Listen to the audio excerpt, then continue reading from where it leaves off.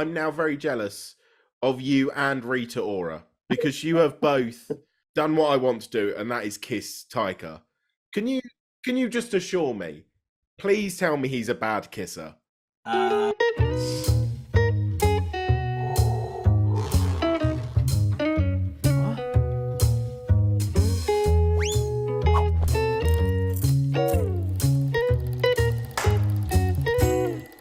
Hello.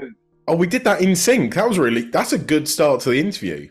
Oh wow, yeah. I was turning around, didn't even hear you. Oh, that was hurtful. I thought we really had a moment there. You were just distracted. No, but now I realized we were in sync. It was perfect, so perfect that I couldn't even tell. You and Taika could never.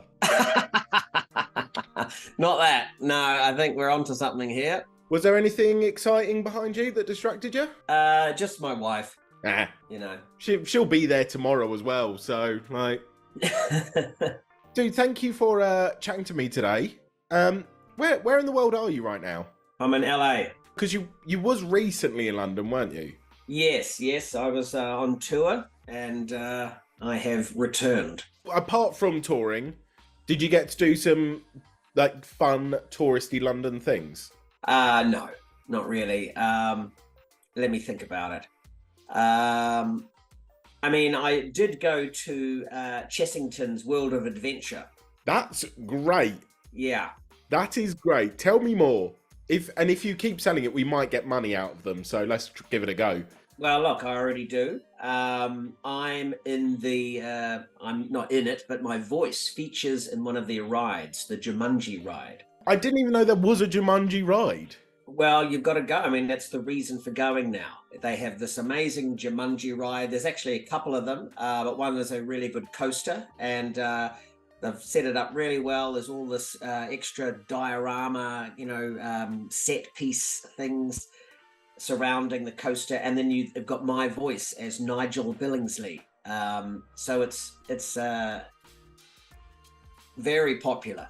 Do you have to put on like a different voice when you're in the queue? Like, yeah, I like the sound of that guy. I like that you think I'm in the queue. That's cute. No, of course, I go straight through. I'm the voice of the ride. I'll just watch you from afar. I can't be seen in the queue. Still 2 hours for me. Enjoy, Rhys. Yeah. I put out on Twitter yesterday, I asked fans of yours to send in questions for you. Oh, yeah, you wouldn't have got much back. Dude, I was not prepared for the amount of thirsty tweets I'd be getting. Firstly, congratulations on being a part of Pedro Pascal's Daddy Club. I mean, how does it feel to be in there? I don't even know what that is. I'm hoping some of your sex appeal will rub off on me. Like, if you could rub off on me, like, let me reword that. The mental rub? You know what? That's getting cut. We'll pretend that never happened, that moment. Your wife's against all like, what did I just hear? Some bloke's trying to rub you off on him. I was going to post this on YouTube. I might just go straight to OnlyFans now. Be real with me. Do you have like a fake burner account to read through some of the Rhys Darby thirst tweets? Not really. No. That's all I would do if I was you. But can't you just read their tweets on your normal account? Yeah, but then I feel like... Why do you need a burner one? At least if you like go in, like method acting, if you go into a different person, it's not weird then. No, I'm not interested. I know what's out there. I've seen a bit of it and it's disgusting. Please direct it all at me. I beg. No, look, I'm sure it's, there's elements of loveliness there. But there's also a big percentage of too much, what I would call too full on. And I don't need to look at any of that. It's, I'm a middle-aged married man, with my life sorted. I don't want to fall off the rails. Yeah, I can imagine it's quite difficult, like waking up at 8 a.m. and being like, oh, there's someone mentioning my bum. Exactly. It's weird. It's just weird. I want to apologise to you because I've only recently just got into Our Flag Means Death, and my God, I feel like an idiot for leaving it so long because I love you, I love Taika, I love pirates. Like it just makes sense.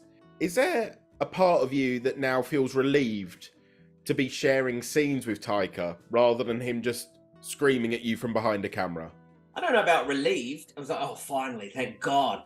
I've acted with him in the past, but it is easy. It's just easy. And quite often when he's directing and I'm in something, I know what he's thinking, and we have the same kind of sense of humor. So when we're opposite each other, it works. And the comedy obviously works, but to know the drama works as well has been the thing that we've both really enjoyed in the last 2 seasons, that we get to do some emotional acting, and we haven't done much of that with other people, with anyone. And so to do it with your friend, I don't know whether that's a cheat, but it's certainly something that it makes, it works. And so for me, it means I can go forward now and get some more dramatic roles and be confident that I know what I'm doing. So in that regard, it's been really cool. And is that something you would like to pursue more, some more dramatic roles? Because I know a lot of people really want to see you as a villain. Well, that's the one thing I haven't. I mean, I've kind of done a couple of cartoon villain idea. I do a lot of voices on animations, and I think I have once or twice. But just for I think it was for the preschool age group. Watch out! Stop! Watch out for me! I was joking at first. I am a little bit scared now, not gonna lie. Okay, good. Yeah, some people thought I'd make a good Joker, the Joker, but I don't know. I think I would love to, as they say, give it a whirl and see what I could do. I didn't think the Joker, and then you said it. Yeah, who would you want your Batman to be? That's a good question. I mean, I haven't seen the last one, but I think he's probably all right. Yeah, Robert Pattinson, hot take, quite good. Yeah. Yeah, okay, so I thought, he's quite dark, isn't he? He can, I mean, I get the Batman character. It's basically the same origin story as like your James Bond. Lost his parents, lots of money, and trained to kill. Although I think he trained himself, didn't he, Batman? How did he get so good? He went to mountains, Ra's al Ghul trained him in the way, and... Oh, okay. I'm a big old nerd, so just ignore, just nod and go, yeah, that sounds cool. Okay. You said it there, you and Taika are very funny men. Like, you're prone to comedy, but in this, you do tackle some really sort of serious, dramatic moments. I mean, there's that moment where, obviously, Blackbeard's talking about killing his father, and some really quite serious moments. How do you two find doing that? Obviously, you're so used to improvising off each other and making each other laugh. Well, I like to get into the character and he becomes real to me. And so when I'm faced with,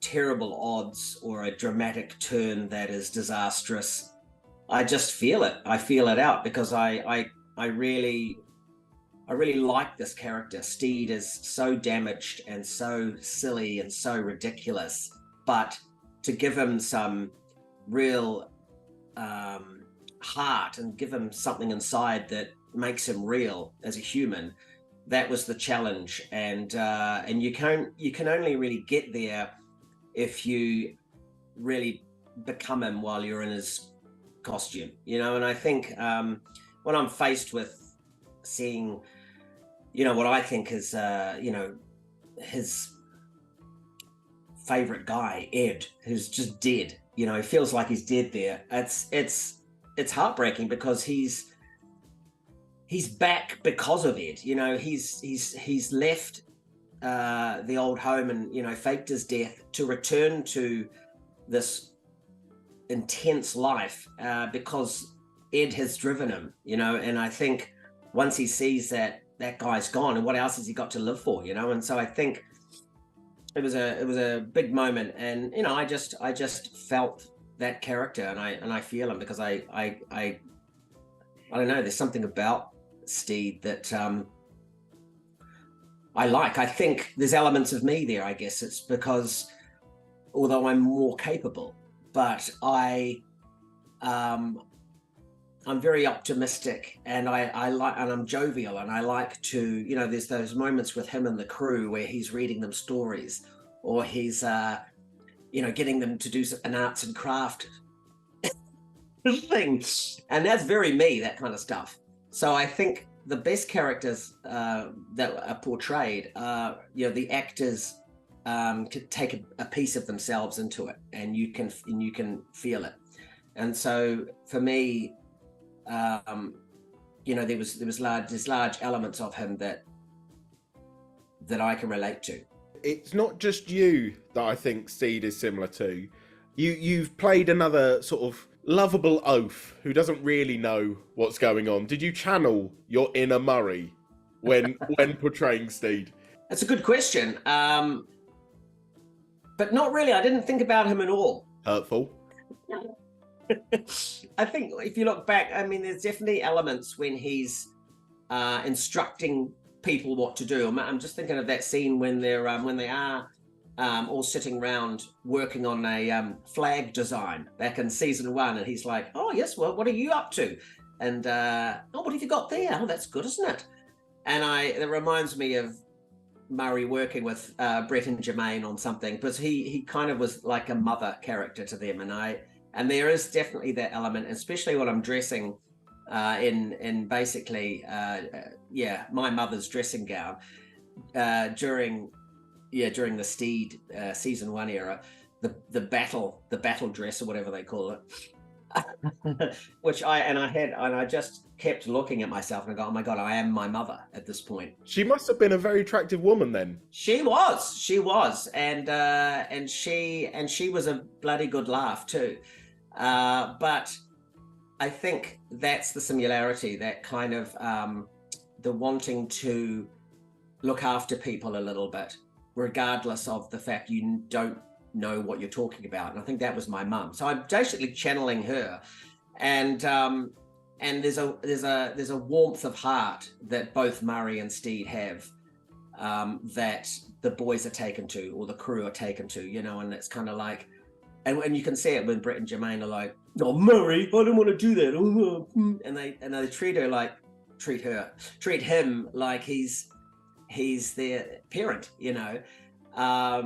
and so I think that's the similarity, is that parenting mode. On the topic of parenting, I mean, sure, this must have been a dream role for you, but it also must have been a dream for your son Theo. I mean, how did he react when A, you got the gig, but then B, when he got the gig? Well, he was super stoked when I got it, because it's a pirate, and but he's also thinking, well, thank God Dad's working again. That's the main reason we're doing this interview. I just had to take you away for a little bit. Yeah, exactly. But then when he got the part, he was excited. He, it wasn't too much of an undertaking. He knew Taika was directing. He knows Taika. There was some comfort in it. Now, unfortunately, I was not there during the day. He was filming his stuff, so Mum was there. But he was very professional. He ran into the tree multiple times, did his own stunts, because the stunt person never turned up. The stunt person was ill, so he had to do his own. So he really jumped in the deep end, this kid. And he proved, like any good Darby, that he's got what it takes. And he loved seeing himself on there, and he looked great. And God, he did a great job. You can see it in his face and his eyes, and the little young Steve who just wanted to collect flowers and was bullied by his dickhead dad. He really is a dickhead, isn't he? Yeah, oh yeah. But in real life, he was absolutely lovely with Theo, of course, the actor, and so that was really special. So when you're a kid, you've got to, on set, you've got to have a good experience, otherwise you just won't come back and do it again. And most of these kids, they're wanting to be on their iPad, or their attention spans aren't great.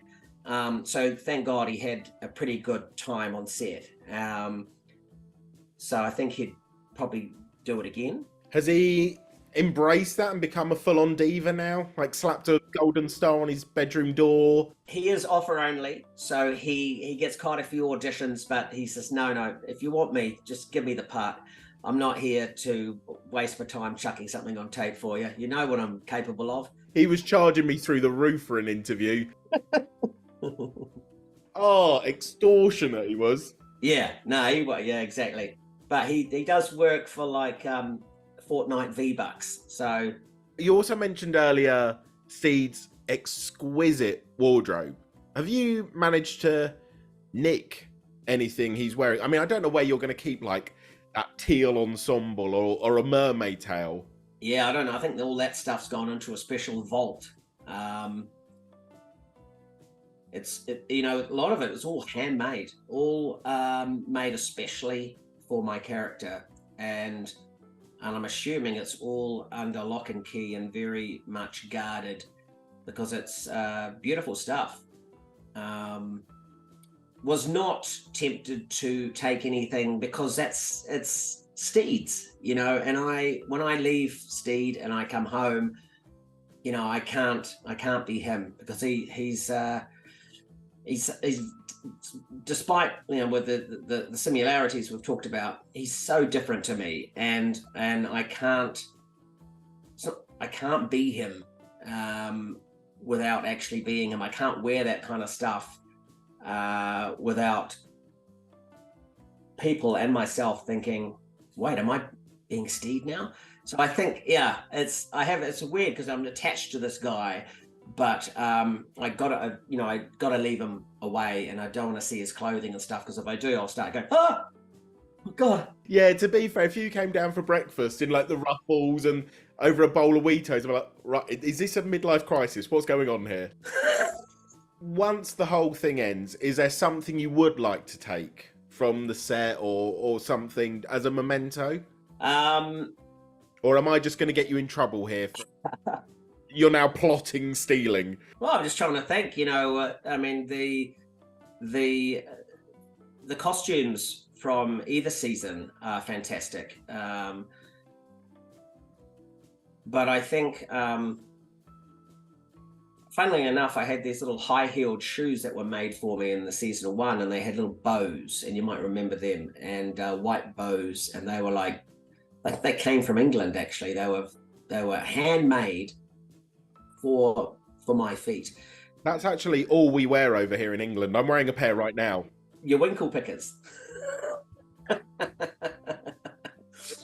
So well, these ones obviously didn't have, they weren't winky picky, winky pinky, but they were dainty as hell. And I think the reason I would take them is because they really, when I put those on, they helped me so much become this guy, because he's essentially wearing these little dainty things, and they were comfortable, but you look down and they just look wrong.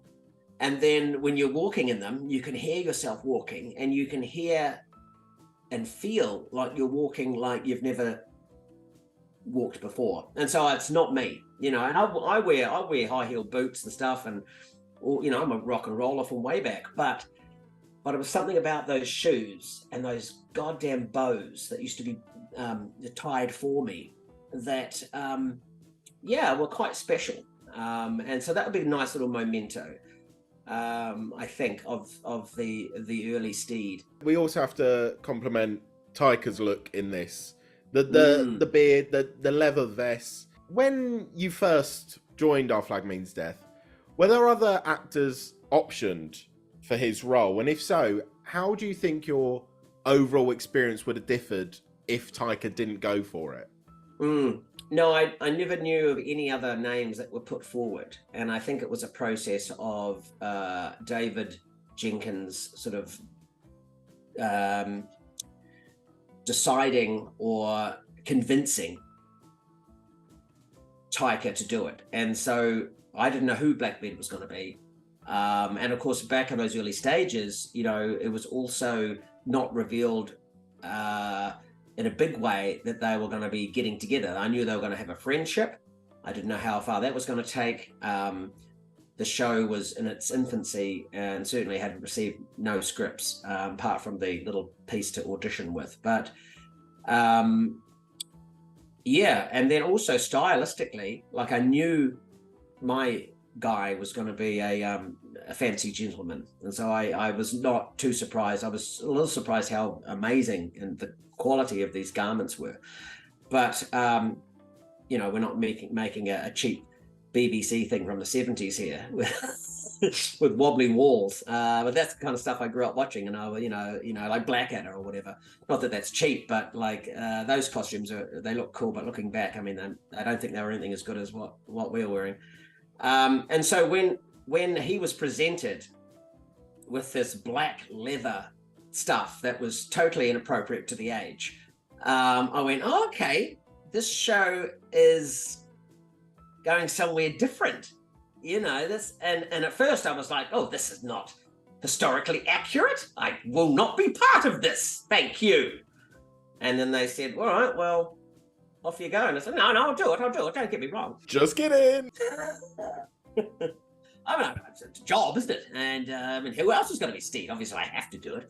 But what is happening here? But somehow, once he had the beard, and you know, that first moment when he approaches me, and I think I've just been like on that ship, and I'm spinning around with a noose around my neck, which, by the way, was quite horrific.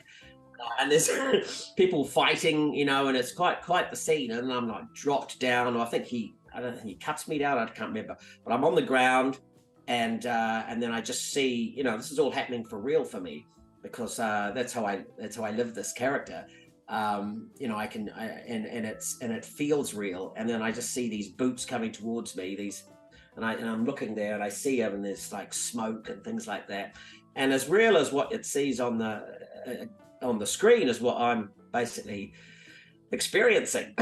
And then he leans over, and all of a sudden, you know, you're not thinking, oh, that's historically inaccurate what you're wearing. Are you a time traveler?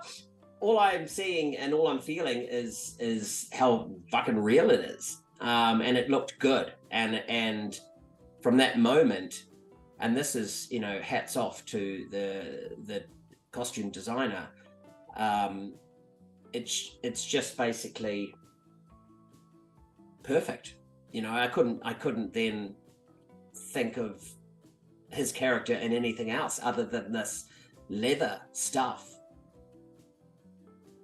And I think it's strong enough now that going forth as we do in time, and the show's finished at some point, Blackbeard will have this definition of being kind of encased in black leather, historically inaccurate outfits.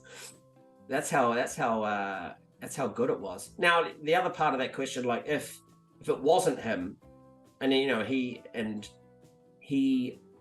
you know, came to grips, the same with me, like gripping that character, like, well, hang on, who is this guy? He's originally from Bristol. You know, am I supposed to do this accent?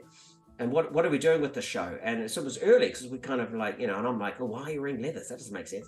And so then, you know, as it comes to pass, and we become the show, and you know, he uses his own voice. I'm using my own. No one cares. The Americans think I, you know, just sound English anyway. And so it just makes sense. And it makes sense that he's just got his, you know, possibly slightly deeper than he normally talks. I can't recall. I think so. But certainly sounds soothing and sexy. And it's just, yeah, it, you know, there was no other Blackbeards and Steve Bonnets that ever existed. These are the guys. Well, you mentioned how sexy Taika is, and I have to admit, I'm now very jealous of you and Rita Ora, because you have both done what I want to do, and that is kiss Taika. Can you just assure me? Please tell me he's a bad kisser. Well, if that's what you want to hear, I mean, I could lie to you. He's a good kisser. Of course he is. Of course he is. That's really annoying. Well, he's a Kiwi. We're all Kiwis are amazing kissers. Again, if your wife's listening, I've asked you to rub up against me and now prove you're a good kisser. Oh God, yeah, mate. Rosie, Woohoo! just be on standby. He's getting rude. This guy. Right, Taika's a good kisser. Is there anything he can't do? Be modest, humble. There's a difficulty there, but I get it. I mean, I'm a bit like that too. But yeah, no, you know, he's capable guy. To be fair, if I had an Oscar for a film where I played Hitler, I wouldn't stop bragging about that. Like, how do you manage to pull that off? A great comedy where you're mental. So I would be shouting that from the rooftops. Fair play to him. No, I agree. I think you know, he's done very well. He makes it look easy, and people need to appreciate what it takes to write something like that, to pull off something like that, to pull off the roles he's been pulling off. And I think with funny people, confident funny people, people don't see underneath it how much work is involved, because you don't just get up in the morning and put a funny hat on and you're a genius, you know. I know for a fact that he works hard, so he deserves everything. I also want to go back to Steed, because you've portrayed a real life character now. I want to do a 180 here, and I think we should make a movie of your life at this point. Who are you picking to play you? You know, it's funny, I just saw the Weird Al biopic. I don't know whether you've seen that one. With Daniel Radcliffe, yes. Really good. Really loved it. Now, I don't know who could pull off me. And we've got to be really careful with the dialogue and the things we're saying here. None of this is getting monetized on YouTube. Not a single moment. Oh, God. We'll do a big open casting call and see if any of them can pull you off. Yeah. Yeah, I honestly, I would have to audition. I would like to say that would be an unknown, because I can't think of anyone offhand. You know, it's a unique. It'd be a good. You know, you can get a good actor like Daniel, but you'd want to get someone that at least looks a bit like me, I think, because that's the difficult part with these biopics. You got to believe it, and it's the voice. That's the hard thing, man. It's like New Zealand accent is so hard to do. I was going to say emulate, mock. I've only ever managed to do a New Zealand accent when I'm trying to do anything but a New Zealand accent. Oh, it's just accidentally come out. That's really lovely, by the way.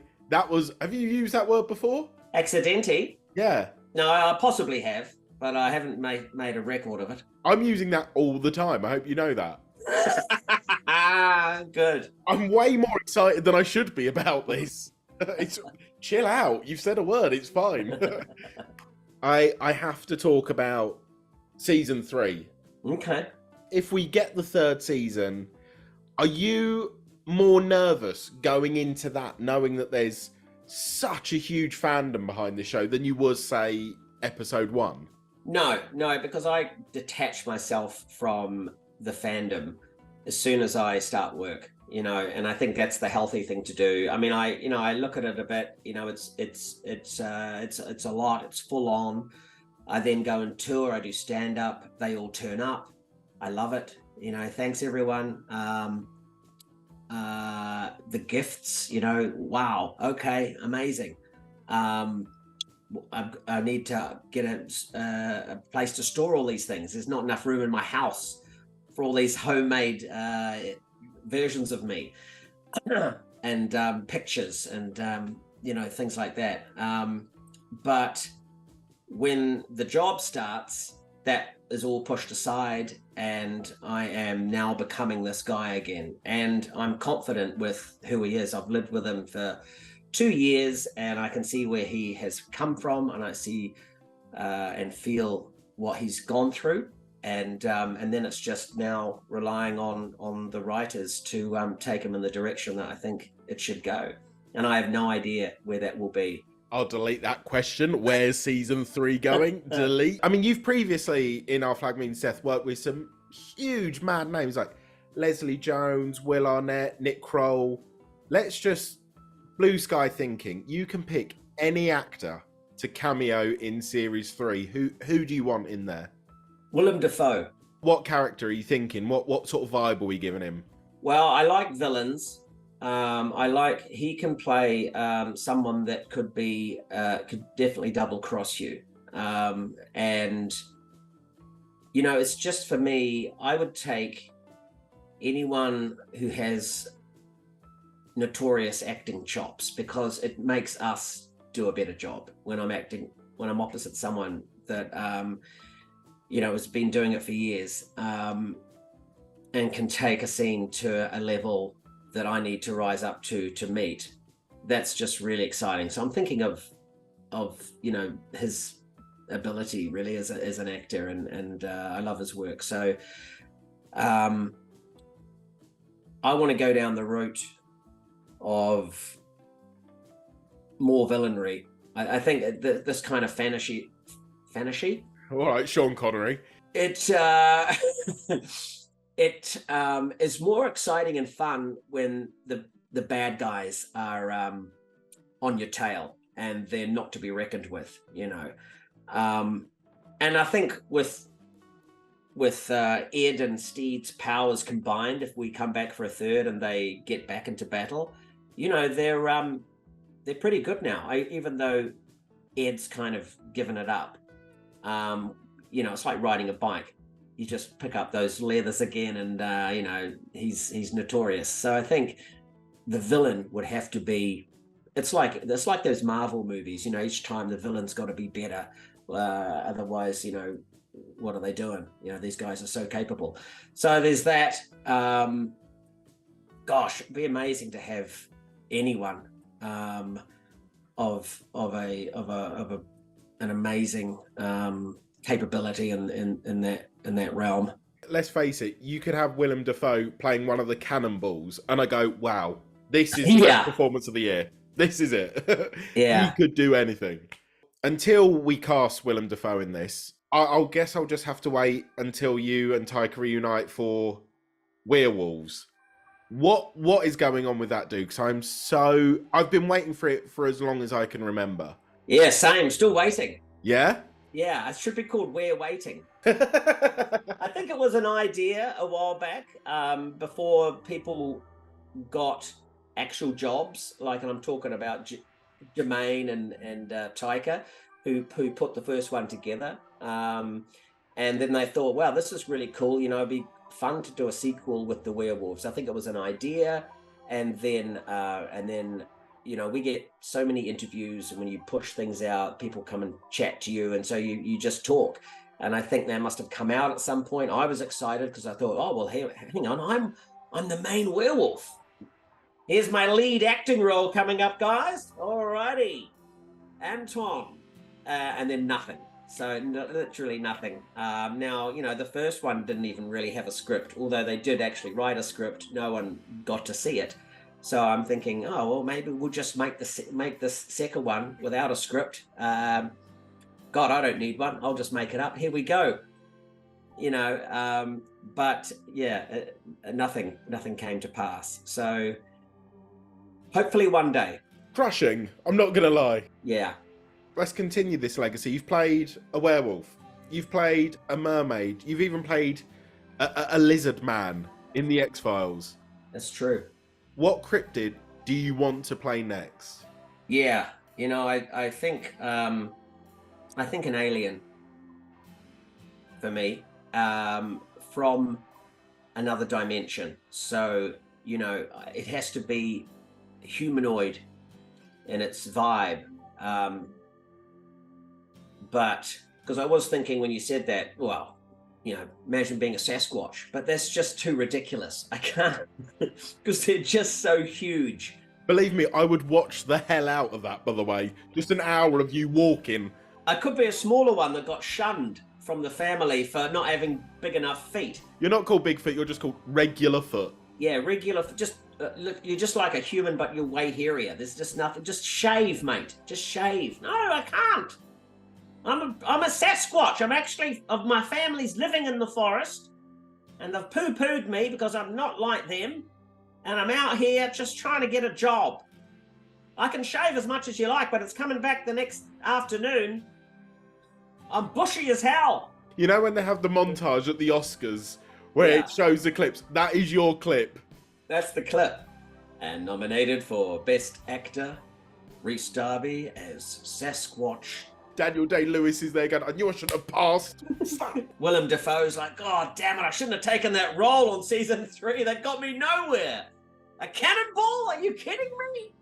I'm better than that. Sit back down, Willem. Okay, you've been nominated. It was a good ball. You've had a ball. We had a ball, haven't you? Oh, no, that is going in the speech. Well done. That is a good line. I mean, if you want to play an alien, you could just text your boy Taika and be like, so, that Star Wars of yours, how's that coming along? No, I have no idea what's happening with the Star Wars thing. I think it's still happening. It's I don't want to say anything out of hand here, so I'm not like emailing him on a day off going, what's the Star Wars update? Any I'd make a good droid, or perhaps this is finally my time to be the villain. I mean, he has to have those creepy hands now. That's what I want in every scene. I mean, what are they doing? He's not typing. There's no keyboard there. One lightsaber to the wrist. Right there, off. Well, the villains are normally British. They're on those big starships. You've got those guys with their English accents, and they make good villains. So I would fit right in. I'd just... If he picks you over me, someone who's had a British accent for 30 years, I'll be furious. Well, then you will be furious, because I also will do the doors. I'll come through the space door, and that would be my thing. I'll be on your movie, I'll be a Star Wars bad guy, but I will be doing the sound of all the doors myself. That's the one thing that my character will bring. Other than that, I'll be as evil as hell. And that would be something to pull off, just being like absolute like monster of a person, but he does do the doors. Now listen to me. I don't care that I don't sound British right now. I don't feel like it. I feel like this. Wait, I'm gonna come back and do that again. Sorry, I was thinking of someone else. What, mate? Listen here, alright? Now, I've had enough of it! I've had enough of it! It's like being on Zoom with my dad. You take your lightsaber and you shove it up your ass! And then just a couple of Fosters. Legend. Yeah. Well, I also want to talk about another role that features you on a boat. I don't know why you're getting typecast here as man on boat, but I've got to talk about one of my favourite films of all time, and that is The Boat That Rocked. I remember Angus the Nut Knutsford being like, at the time, he was like my inspiration. I remember watching you be like, oh, really? That's who I want to be. That's how you be funny. I absolutely loved your character. So did like Richard Curtis and the rest of the crew say to you like, go in, do your voices, or was this kind of a spur of the moment thing when you were there in front of the cameras? Well, Richard Curtis, who directed it, he said, loosely, just like, I can bring my voice onto this, and he said, yeah, because basically there were Aussies and some Kiwis on these boats. Now you're basically, and I said, well, so who's my character? So there was the loose idea was that it was Kenny Everett type character. Now I think he was on Caroline, I think the ship, Radio Caroline. So then, okay, he's zany, which is why I was cast. So I love the idea of I embody easily a zany character that has watched too much or listened to too much Spike Milligan and the Goons, and he's just funny, you know. And so he's got his sound effects, he's that kind of thing. But he also expresses his humor in his clothing. He's out there, you know, the pants, the jackets that Angus wore. For me, you know, once you get into these type of gears, you can't help but feel you know, as cool as that person thinks he is. And because you can't, because, you know, and just like I used to pull off those kind of things too when I was younger. Okay, I would wear shoes. I wore these cowhide. Can't wear them now. It's inaccurate. Inaccurate. It's not only is it inaccurate, it's inappropriate. You can't wear those shoes. They're inaccurate. Why? Well, they look like cows. It's confusing. I'm in the city, not a farm. Yeah. Have you got cows on your feet? And so I wore novelty shoes, is what I'm trying to say. I don't think it was real. It wasn't real cowhide, but it looked like it. And I'm like, why did I? And I don't know why I've envisioned those, but I remember those shoes. And pant wise, when I go, I like things that are odd. You know, if they go with, they sort of, I don't know, it's an extension of your personality, perhaps. But that's how I felt about Angus, and the fact that he's Angus the Nutsford. You know, you got to have that in there. One of my best friends at school growing up, his surname was Nuttall, and you know, if you've got Nut in your name, you are nuts, and your nickname's going to be the Nut or Nuts. So there was a lot of elements. It's been weird in my life because some of these roles I've had, it's kind of like, yeah, that totally makes sense. It's like it was written for me. It's obviously me. It's just another version of me. And then there I am in this absolutely fantastic film. And that's still to this day one of my best experiences working on that film because of the actors that were in it. Because, Philip Seymour Hoffman was there. And he didn't have any idea who I was.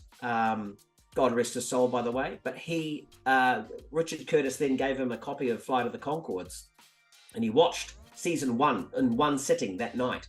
And he came back to work the next day and he said, "Oh yeah, no, you're hilarious." And it felt like he was like basically going, "Okay, I can breathe a sigh of relief now because I know what you're capable of." Because up until that point, I'm just like this big, I'm a total random. Hey, here you go, I'm in the big movie. In the movie with you guys. So, yeah, I've got the striped pants on. Woo, let's do it. Love your work, Philip.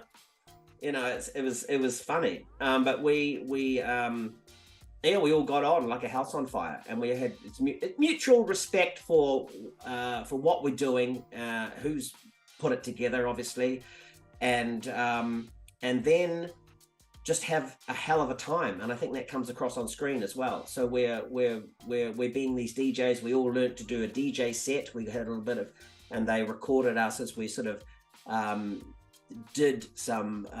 We actually did a little DJ show each, just to sort of, I guess, embody the people we were playing, and know how to push the buttons and turn the knobs so it looked real. And by the way, growing up, I would also do radio shows myself with my little cassette player, and I would pretend I was basically doing a comedy style cassette show. And I think I was the only one that listened to it. So I would put something together and I'd have music in there and I'd have it, and I'd push record on the tape, and then at the end of the end of the day, I'd then play it back to me and have a good laugh. You know what? I'll listen to it, Rhys. I probably won't, but it's nice to be nice. Yeah, if you find those tapes today, I mean, gosh, and it's growing up. That's where you kind of say to yourself, I can do these things. Yeah, this is who I feel comfortable being, someone that can play funny voices, do sound effects, make myself laugh, but also hopefully make others laugh. and get through school without getting beaten up. And it was a success. Yay! You are an interviewer's dream, by the way, because I had so many questions about the Boat Rock there. I was like, did you ever do radio when you was younger? What was it like working with Philip Seymour Hoffman? You've just ticked all of them off. You are incredible in every way. Thank you. I'm going to have to wrap very soon. But before I go, I want to ask you one last question. You know, you've been in film and TV series for like about 18 years now, and you must have done a hell of a lot of interviews. So is there one question that no one has ever asked you that you want to be asked? And if so, I'll ask you it right here, right now. Oh, wow. Use it wisely. This is like a genie's 3 wishes kind of scenario. No one's ever asked me whether I know the phonetic alphabet. Right, here we go. Interactive mode. Rhys, just out of curiosity, just come to the top of my head. Do you know the phonetic alphabet? No. Okay, cheers. See you later. Bye. Thanks, mate. Oh, hang on. Oh, you mean this one?